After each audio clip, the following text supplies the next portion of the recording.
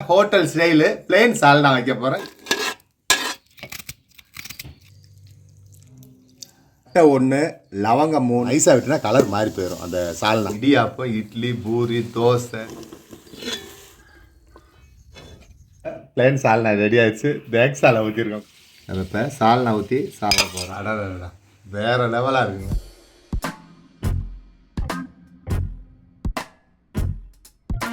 Hello master, இன்னைக்கு நம்ம hotel style plane சால்னா வைக்க போகிறோம். எப்படி செய்யலான்னு பார்க்கலாம்.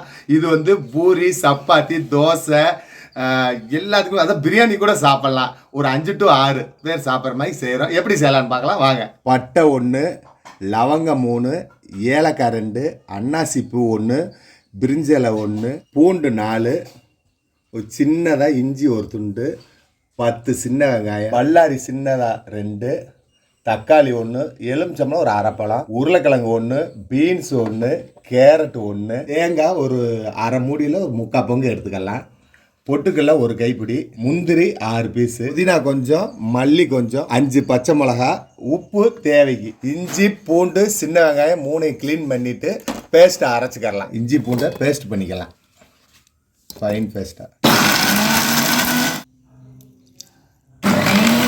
தேங்காய், முந்திரி, பொட்டுக்கல்ல 3ஐயும் போட்டு பேஸ்ட்டாக அரைச்சிக்கலாம்.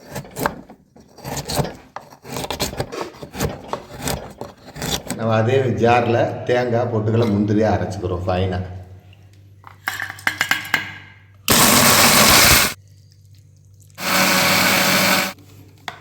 இஞ்சி பூண்டு மசாலா தேங்காய் எல்லாம் அரைச்சாச்சு. வாங்க அடுப்பை பற்ற வச்சு ஒரு 50 மில்லி ரீஃபண்ட் ஆயில் ஊற்றுவோம். வட்டி காயட்டும், நம்ம ரீஃபண்ட் ஆயில் ஊற்றிக்கலாம். எண்ணெய் காஞ்சிருச்சு. தாளிப்பு ஐட்டத்தை போட்டுக்கலாம். தாளிப்பு ஐட்டம் போடுறோம். நீங்கள் 𝗪𝗵𝗨 எல்லாம் சேர்க்கணும்னா சேர்த்துக்கலாம், ஒன்றும் தப்பு இல்லை. சரிங்களா, ஒவ்வொரு பீஸ் சேர்த்துக்கலாம்.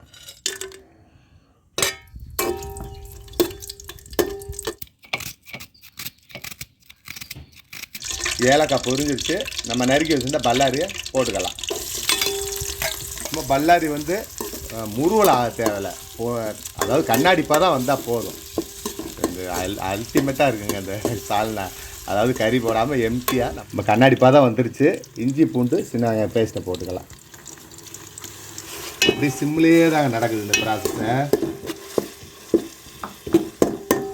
இஞ்சி பூண்டு நல்லா வணங்கி வாசம் வந்துருச்சு. இந்த பச்சை மிளகா தாங்க நமக்கு காரமே, வேறு எந்த காரமும் இல்லை. ஒரு 5 பச்சை மிளகா, 6 கூட போடலாம். இதுதான் நல்லா வணங்கிடுங்க. பச்சை மிளகா கலர் மாறி வரட்டும். சரிங்களா, பச்சை மிளகா இங்கே இருங்க ஒரு அரைப்பாக தான் வதங்கிருச்சு. நறுக்கி வச்சுருந்த தக்காளியை ஆட் பண்ணிக்கலாம். அது சேர்ந்து வணங்கட்டுங்க. அருமையாக இருக்குங்க கலர். தக்காளியை நம்ம வந்து அது ஒரு புளிப்புக்காக முழுசாக இருக்கணும், அதுக்காக போட்டிருக்கோம். நைஸாக வெட்டினா கலர் மாறி போயிடும் அந்த சால்னா. சரிங்களா, அதுக்காக 4ஆக வெட்டியிருக்கோம் ஒரு தக்காளியை. சும்மா பேருக்கு தாங்க காய். பிளேன் சால்னால நம்ம இல்லாட்டி பச்சை பட்டாணி எல்லாமே போடலாம். அது வெஜ்ஜு குருமா, இது லைட்டாக பிளேன் சால்னா நம்ம வைக்கிறது. தக்காளி வணங்கிருச்சு. இப்போ நம்ம காய் நறுக்கி வச்சுருந்தா ஒவ்வொரு காயை போட்டுக்கலாம்.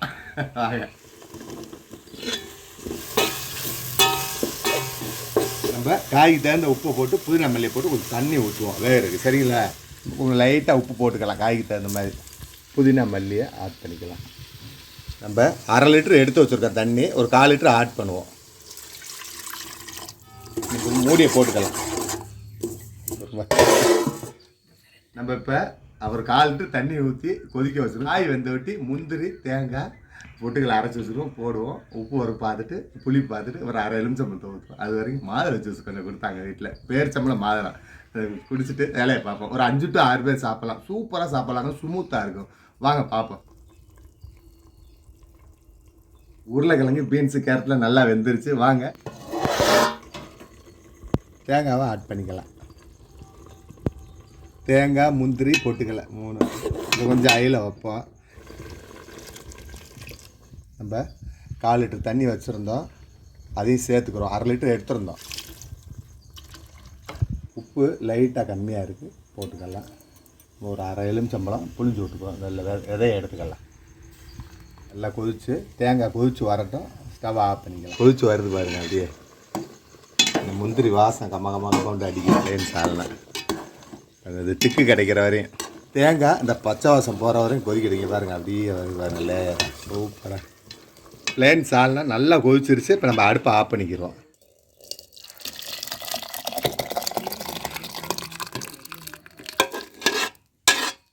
பிளேன் சால்னா ரெடி ஆயிடுச்சு. 𝘕𝗵𝗂𝗆 ஊற்றிருக்கோம். குட்டி 𝘕𝗵𝗂𝗆 இருக்க சுடுது. அதனால் நம்ம துண்டை சுருமாடு கட்டி பிடிச்சிருக்கேன். இங்கே பாருங்க.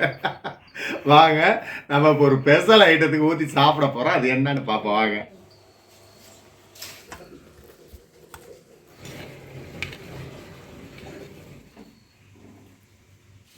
நம்ம இப்போ சால்னா ஊற்றி சாப்பிட போகிறோம். அருமையாக இருக்குங்க. அது சுடுதுங்க.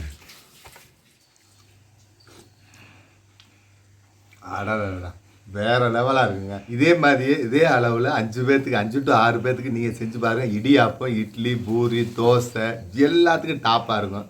நெக்ஸ்ட்டு வீடியோவில் சந்திப்போம். நன்றி.